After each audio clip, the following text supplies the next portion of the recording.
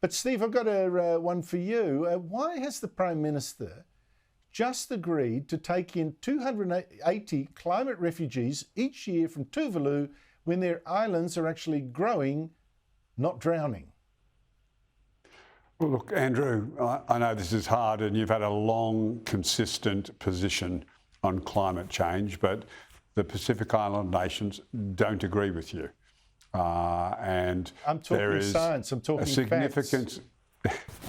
There is a significant issues, but not just around climate change in the Pacific Islands. As you know, China have been attempting to buy, bribe, coerce their way into influencing these Pacific nations. So when Penny Wong, Pat Conroy, Richard Marles, Tim Watts, all are ministers and assistant ministers who deal with the Pacific Islands, have conversations to ensure that they're not going to, like the Solomon Islands, and go, say, no, you're wrong, we don't agree with you. They're not opening the door for China.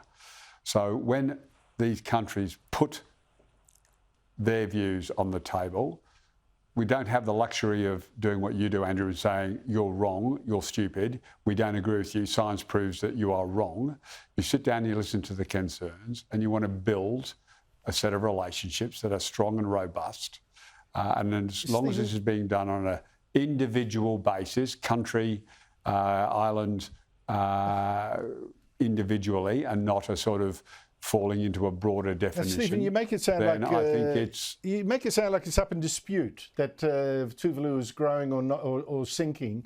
It is in fact not in dispute. It's got bigger. Even Tuvalu will admit it's got bigger. I haven't done the measure. Is again, well, believe me, the top expert in this field has, and it's been out there for 5 years. It's not challenged. In fact, it's been backed up by French research. It's got bigger. Most islands, in fact, low-lying atoll islands have been getting bigger. 42% are getting bigger, 42% are being stable, 16 just are shrinking. Michael, the point is, you can keep China out. I don't mind handing money to Tuvalu, but don't lie about it. Give them a hospital. Give them a new school.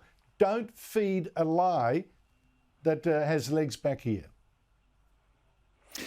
Well, Andrew, there's absolutely no doubt whatsoever that the Labor pollsters and hardheads are, dancing in the streets tonight, knowing full well that Albo taking climate refugees from a nation that's growing in size will do an enormous amount for his poll ratings, given that cost of living in Australia is the #1 issue. So they'll be euphoric that Albo has absolutely hit a home run in the last few days on an issue of no concern to a single Australian, for goodness sake, mate. Yes, of course, build them a hospital, provide security, provide something education-wise, whatever.